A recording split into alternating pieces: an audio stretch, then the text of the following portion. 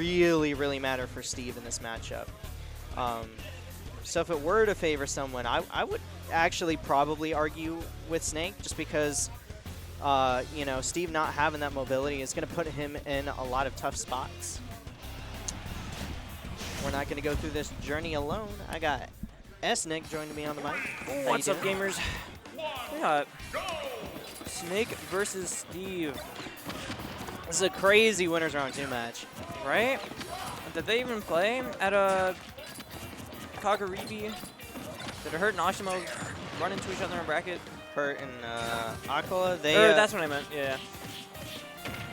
I don't think so. Oh, they fought in... No, no, I think you're right, because Aquila lost to... That was Dormigi. Yeah, Dormigi twice. So no, I don't think they did. Okay, so we're making up for that here. Yeah. Did you miss Steve versus Snake? Well, we've got Steven versus Snake. Versus a slithery fellow.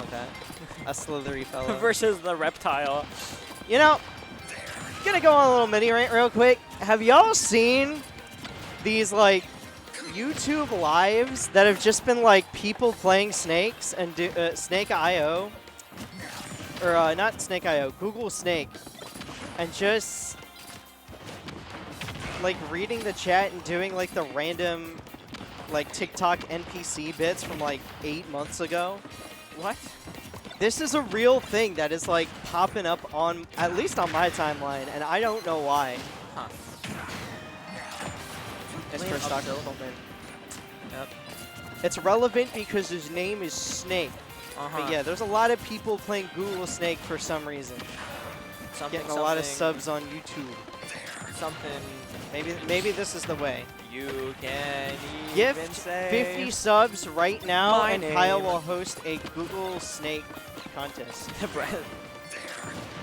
Google Snake side bracket next game local. 50 subs right now. This is what we need to do. And he won't stream it because he hates fun. 100 subs and he streams it. Real. See, this is how we turn into Hungry Boxes. We gotta come out with the bounties early. So I mean, as we were talking about stuff entirely unrelated to the game, Micro did take that first stock off of Coltman.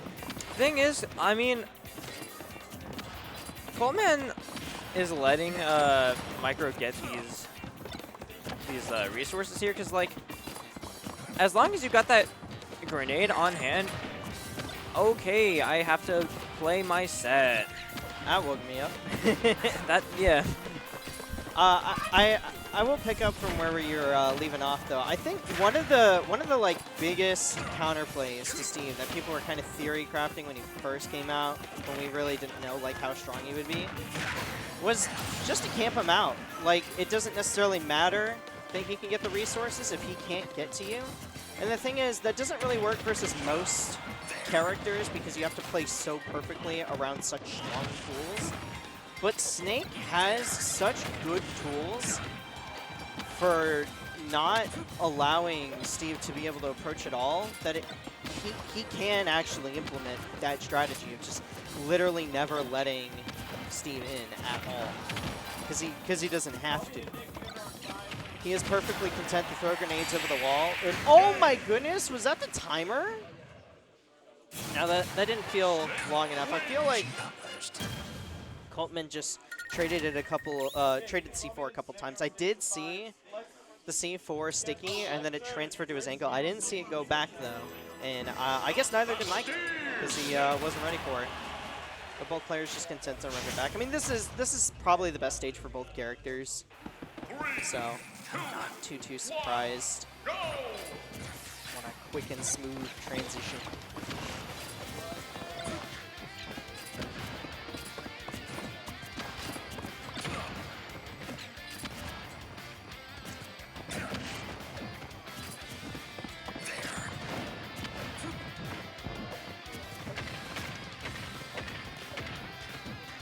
Ladder coming out from Micro.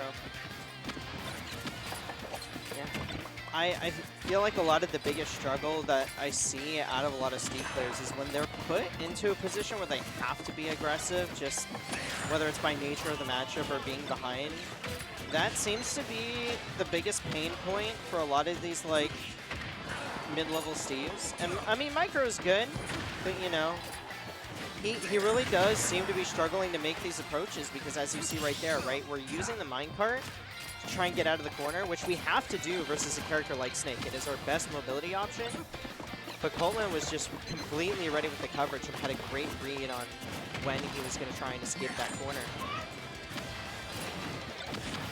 It's just a matter of like Micro has to pick his openings and take that advantage because we're gonna get diamond. Like Coltman is gonna let us do that. So we have to make the most of those opportunities that are presented to us and not fall into these traps. Ooh, nice little fake out with the wall right there, not cornering himself and actually going for some aggression.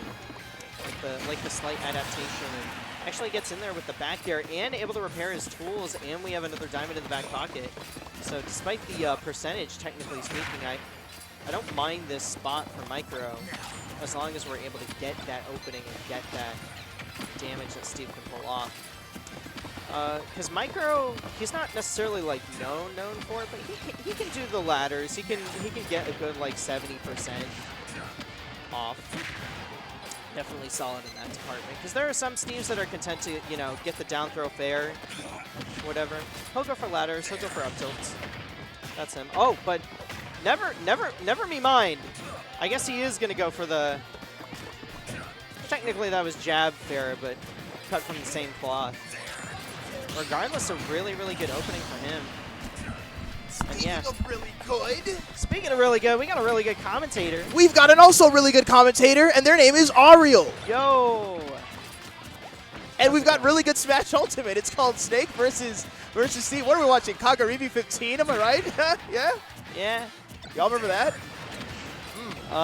Twas a distant memory. Yeah. Doramigi Fan Club who? Who? Like a gola, because it's like goat and a cola. Anyway, speaking of goat and a cola, Steve doing what he does best and playing campy in a disadvantaged state, which, you know. I mean, Micro, I think, has been making those micro adjustments and actually making those approaches when he needs to.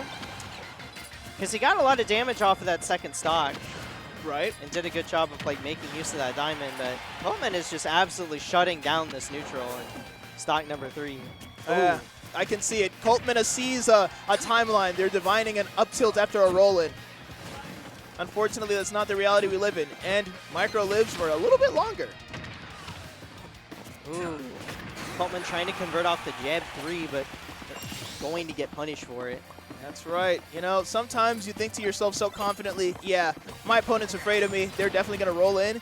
But you don't understand that there's a bit of a caged animal effect in Smash Ultimate, where if you're on your last stock, you start fighting like an absolute monster demon child. Oh, great call out. Oh, my goodness. Oh, my goodness. When did this game go from winning to almost losing? Yeah. We'll never know, because the game was lost. Coltman almost let it flub, but able to stop it before things got too crazy. That's right. Just that spacing on that fair wasn't quite there, but you know, I like what Micro was going for. I like where his head was at. You know, if it wasn't for that darned confounded Cypher, you know, that forward air would have landed. Yeah, unfortunate. Yeah. It's one of those things where this is a game we have no replays, no highlights to look at because it simply just happened, you know? The only highlights you got to look at are the